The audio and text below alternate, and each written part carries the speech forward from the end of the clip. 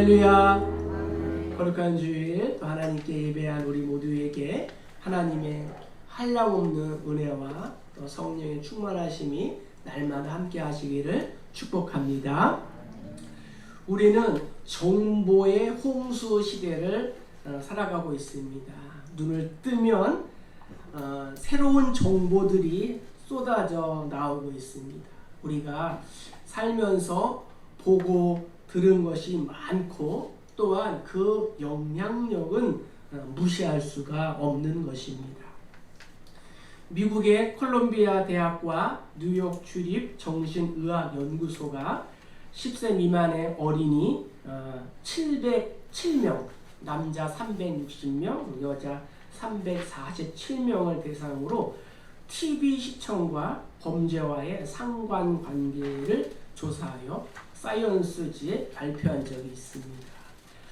TV 시청을 하루에 1시간 한 어린이들의 범죄율은 9.1%이고 1시간에서 3시간을 시청한 사람들의 범죄율은 무려 28%, 그리고 3시간 이상 시청한 그러한 어린이들의 이 범죄율은 무려 39.9%가 되었다고 합니다. 그러니까 TV 시청률이 높을수록 더 많은 범죄를 보고 또 가담하게 된다는 거죠. 이유가 무엇일까요? TV를 통하여 수없이 많은 폭력과 살인 장면을 보기 때문입니다. 오늘날 특별히 비대면 시대를 맞이해서 또 정보화 시대를 맞이해서 우리가 TV, 유튜브 방송들을 많이 접하고 있는데 우리에게 분명히 유익한 것들도 있습니다. 그러나 또 한 가지는 무익한 것들도 많이 있다는 거죠. 남들이 들려주고 보여준다고 해서 우리는 다 듣고 보고 믿어서는 안 된다는 것을 우리에게 단적으로 보여주고 있습니다. 많은 것을 보고 듣느냐가 중요한 것이 아니라 무엇을 보고 듣느냐가 중요한 것입니다. 베드로는 오늘 본문을 통하여 자신이 살고 있던 시대가 도덕적 또 성적인 문란과 또 탐욕이 난무했던 노아 시대와 또 롯이 살고 있던 시대와 동일하다라고 말하고 있습니다. 우리 역시도 구약의 롯이나 또 이 노아가 살던 시대, 신약의 이 베드로가 살았던 시대가 우리의 시대와 크게 다르지 않다는 것을 발견할 수가 있습니다.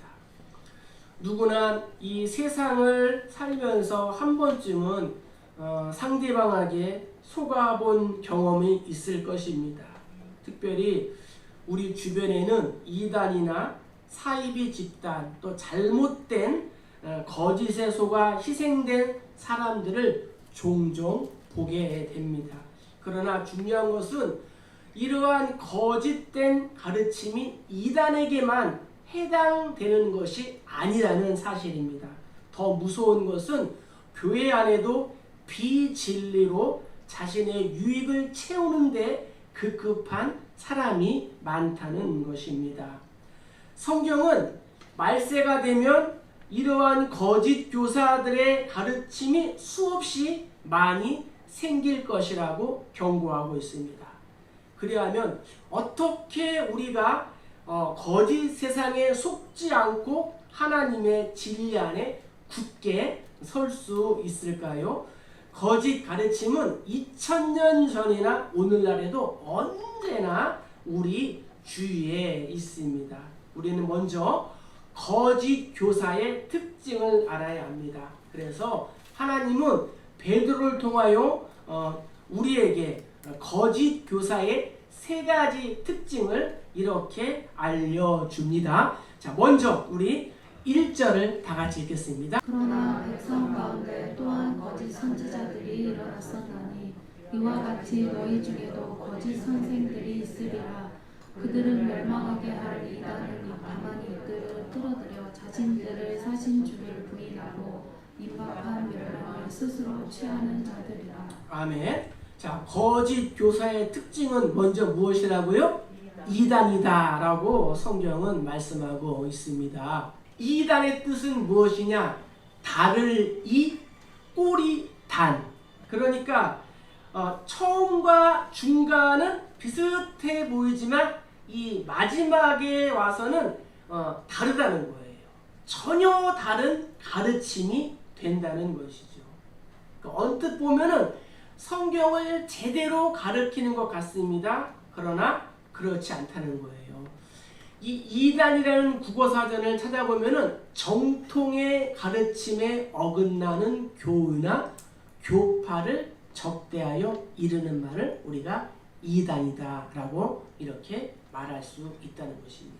그러니까 저들의 가르침은 처음에는 또 중간에는 성경과 똑같은 것 같아요. 더 진리인 것 같아요. 그러나 결국 마지막에는 다르기 때문에 전혀 다른 가르침이 된다는 거예요. 저들은 이 죄, 구원, 하나님, 영생, 그리스도 등 우리와 같은 단어를 말하지만 그것은 성경이 말하는 그러한 단어와는 전혀 다른 것이라는 거예요. 그래서 저들이 의도하는 것은 결국 한 가지예요. 기독교의 핵심인 예수 그리스도를 부인하는 거예요. 예수 그리스도보다 자기를 더 부각시키는 거예요. 이것이 모든 이단의 공통점이라는 거예요. 예수를 인정하는 것 같으면서도 교묘하게 자신을 높인다는 거예요. 그래서 요한도 사랑하는 자들아 영들을 다 믿지 말고 오직 영들이 하나님께 속하였는지 분별하라. 많은 거짓 선지자가 세상에 나왔습니다. 이렇게 얘기했고 히브리 기자도 여러 가지 다른 교훈에 끌리지 말라 이렇게 말하였습니다. 이단과 정통을 가름하는 가장 중요한 관점은 성경입니다. 성경과 어긋나는 가르침, 거짓 선생, 다른 복음, 다른 교훈 이것을 전하면은 이단이라는 거예요. 그러니까 이단은 예수님의 이 신인양성, 신성과 양성을 부인하거나 둘 중에 하나만 인정한다는 거죠. 그러나 예수님은 하나님이시면서 사람이다라는 것을 우리가 꼭 믿어야 된다는 거죠. 예수님께서도 내가 곧 길이요 진리요 생명이니 나로 말미암지 않고는 아버지께로 올 자가 없느니라 라고 분명히 말씀하셨고 또 사도행전을 보면은 사도들도 다른 이로서는 구원을 받을 수 없나니 천하 사람 중에 구원받을 만한 다른 이름을 우리에게 주신 일이 없습니다. 이렇게 말해요. 주 예수를 믿으라 그리하면 너와 내 집이 구원을 받으리라. 이렇게 고백을 했다는 거죠. 따라서 나에게 해가 없어 보인다는 그러한 이유만으로 나에게 손해가 생기지 않는다라는 그러한 이유만으로 우리가 특정 사람의 가르침을 무조건 수용해서는 안 됩니다. 신비하고 또 마음이 끌리는 굉장한 능력이 있어 보여도 함부로 따라가서는 안 된다는 거예요. 우리가 물 한 병에 독약 한 방울, 두 방울을 떨어뜨리고 그것을 마시면 어떻게 될까요? 죽는 거죠.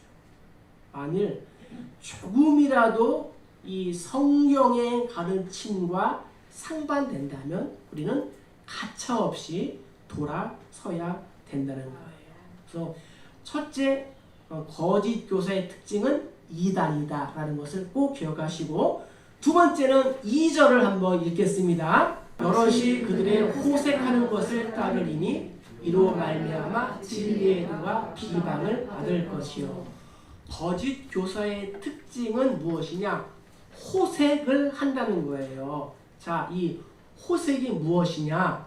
이렇게 말씀드릴 수 있습니다. 호색은 도덕적인 타락, 또 성적인 타락, 유쾌한 영향을 주지 않는 것. 우리에게 유쾌한 영향을 주지 않는 것. 이것을 우리가 호색이라고 말씀드릴 수 있습니다. 이 시대는 이 정욕의 시대예요. 호색의 시대예요. 세상은 불륜과 폭력과 살인과 같은 비정상적인 것을 우리에게 보여주므로 우리의 말초 신경들을 어떻게 해요? 자극한다는 거죠. 여과 없이 보게 되는 불륜과 폭력과 살인의 장면들을 접하면 접할수록 우리 양심은 둔감해지고 화인 맞은 것처럼 나중에는 그것을 우리가 거부감 없이 받아들이게 된다는 것입니다. 그 결과 이 범죄에 쉽게 노출되고 결국에는 우리의 인생을 망하게 하는 거예요. 성경은 말씀합니다. 이 시대는 육신의 정욕과 안목의 정욕과 이생의 자랑을 하는 그러한 시대예요. 그리고 자신뿐만 아니라 상대방까지도 타락하게 하는 시대가 바로 저와 여러분들이 살아가고 있는 이 시대라는 거예요. 성경은 소돔과 고모라의 죄악을 호색으로 묘사하고 있습니다. 그러니까 성적으로 타락했다는 말은 무엇이냐? 저들의 도덕적인 수준을 보여주는 것입니다. 그러니까 저들이 전반적으로 모든 면에서 철저하게 타락했다는 의미인 것입니다. 그러므로 우리는 삶의 행위와 또 열매로 거짓 교사들의 이 가르침을 분별할 수 있는 지혜가 필요하다는 거예요. 저들의 삶을 우리가 자세히 들여다보고 판단해야 됩니다. 그러려면 우리에게 시간과 이 지혜가 필요하다는 거예요.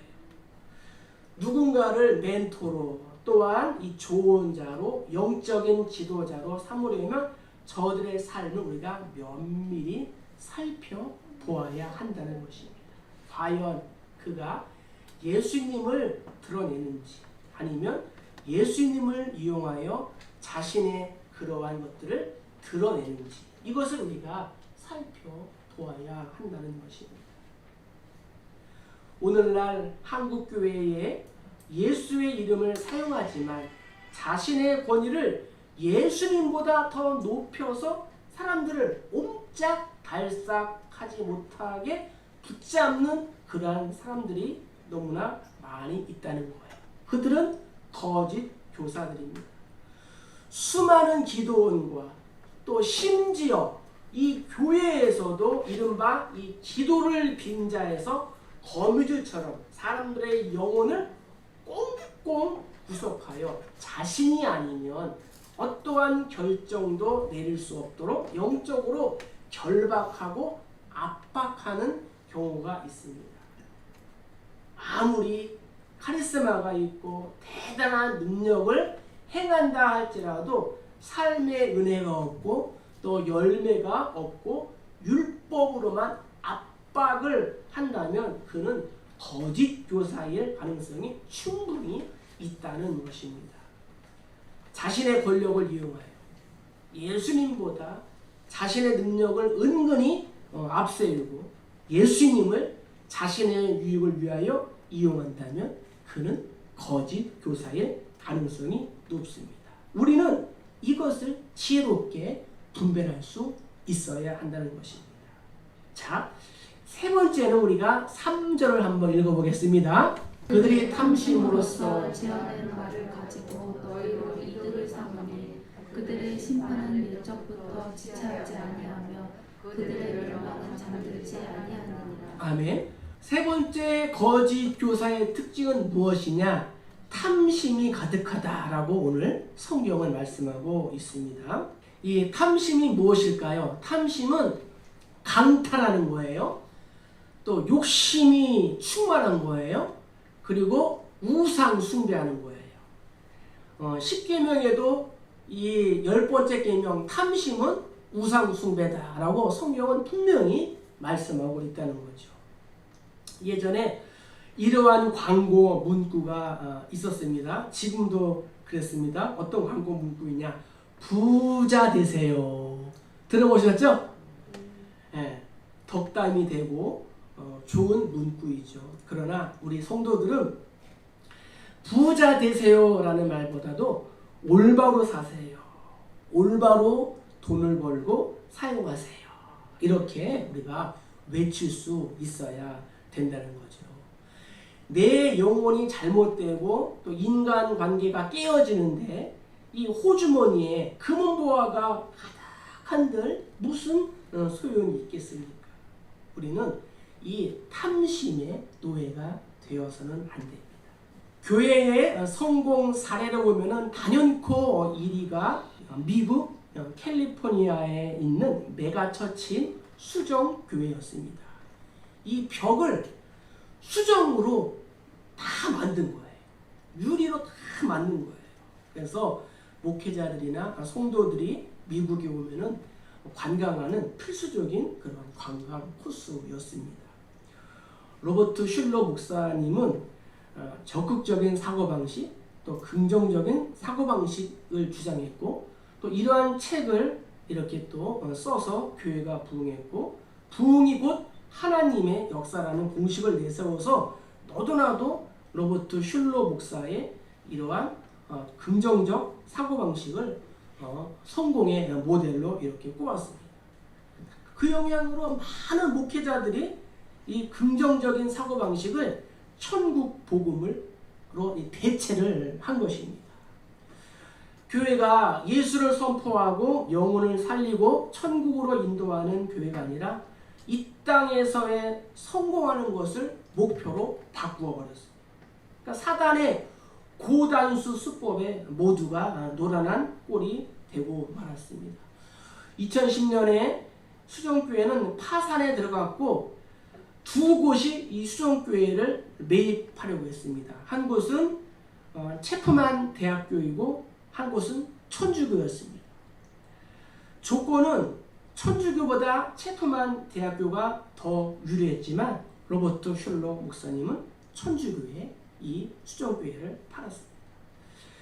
여기서 놀라운 사실은 왜 대학교에 팔지 않고 천주교에 팔았냐는 것입니다. 이것이 로버트 슐러 목사의 실체이기 때문입니다. 천주교도 하나의 기독교로 보았기 때문에 대학보다는 차라리 천주교에 팔겠다는 것이었습니다. 이 얼마나 엄청난 일입니까? 그렇게 성공 모델로 꼽았던 슐러 목사가 결국에는 종교 다원주의자가 된 것입니다. 물론 이 수정교회는 몰락의 길을 걸었고 이 적극적인 사고방식의 한계가 드러나게 된 것입니다. 하나님 중심주의가 아니라 인본주의적인 목회가 결국 몰락할 수밖에 없다는 좋은 본보기를 우리에게 보여주게 되었습니다. 수정교회의 이 몰락은 미국 교회 전체의 몰락이라고 할 수 있습니다. 동성연애를 인정하고 종교 다원주의를 인정하고 자유주의 신학으로 방향이 흘러 복음에서 점점 멀어지게 되었습니다. 이제 교회는 쾌락주의와 또 자본주의, 황금 만능주의로 병들어가고 있으며 뉴에이지와 혼합으로 순수한 이 교회를 찾아보기 힘들게 되었습니다.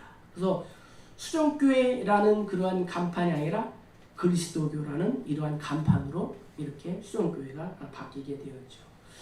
예수님은 이 땅에 세워진 교회들이 건강하기를 원하십니다. 그 길은 우리가 탐심을 버리고 순수하고 선명한 복음으로 우리가 돌아가는 것입니다. 이것이 진정한 교회의 사명이고 본질이다라는 것을 사랑하는 우리 교회 모든 성도님들이 기억하시기를 간절히 축복합니다. 우리 모두는 이 말세를 살아가고 있습니다.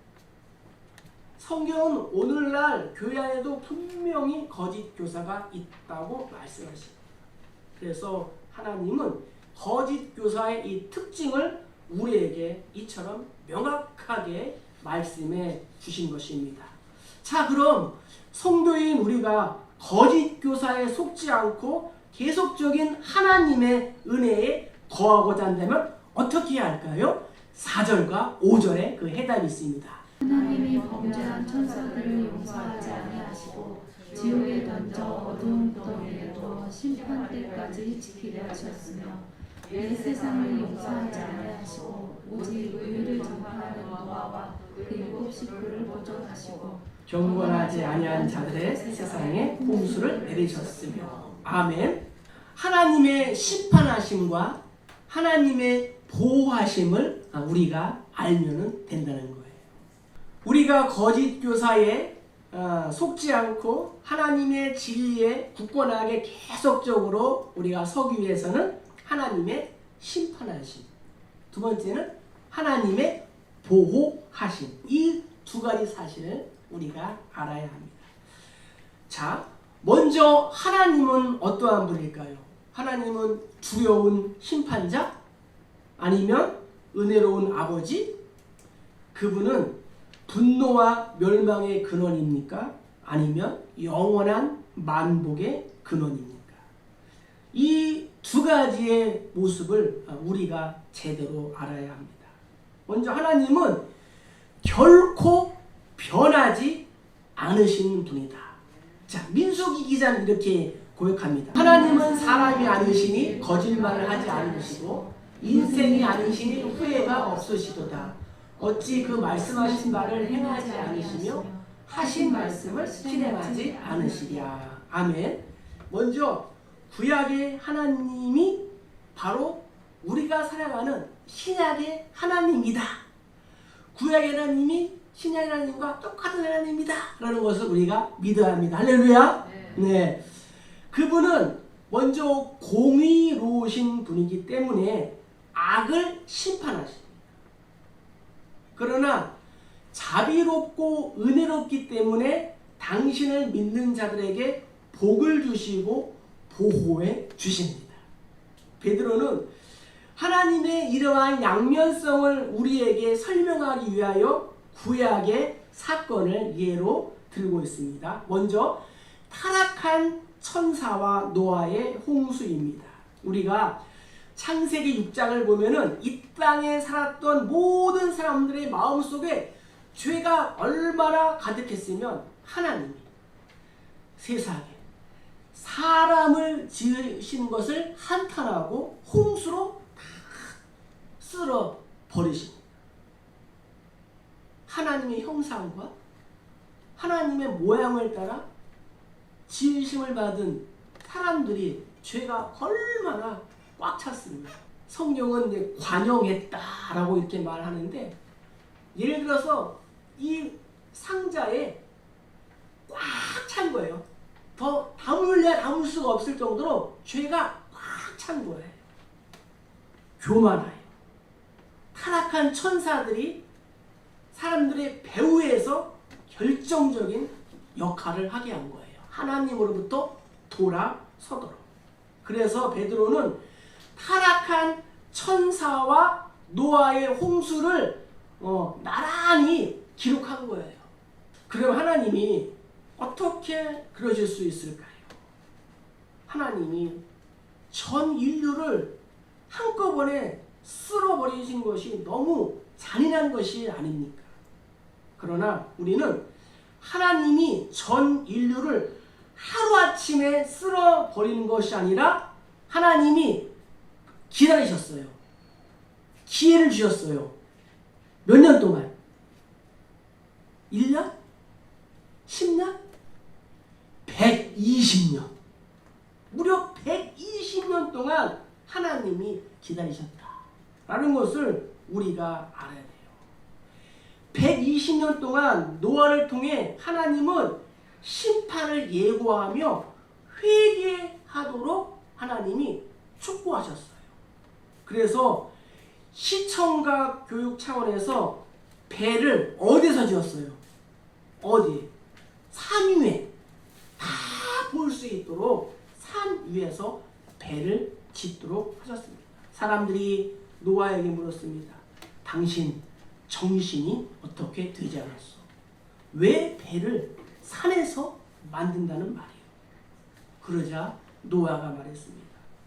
하나님이 장차 이 땅에 홍수를 내려 전 인류를 쓸어 버리실 것입니다. 회개하시고 돌아오시고 구원을 받기를 원한다면 이 배로 나아오시오.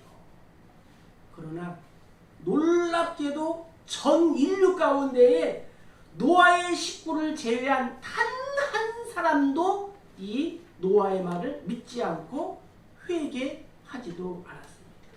그러나 이 혹독한 심판 중에도 하나님은 노아의 8 식구를 어떻게 했어요? 보호하셨습니다. 소돔과 고모라의 심판도 마찬가지입니다. 하나님은 소돔과 고모라를 물이 아닌 불과 유황으로 심판하셨어요. 이 말은 무슨 뜻이냐? 그 도시에 살고 있는 모든 생명체를 심판, 죽이기로 작정하셨다는 의미예요.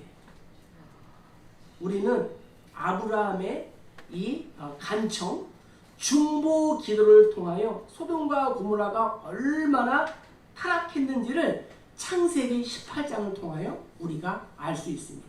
아브라함이 하나님께 간청합니다. 하나님, 그 도시에 의인 50명이 있으면 어떻게 하시겠습니까?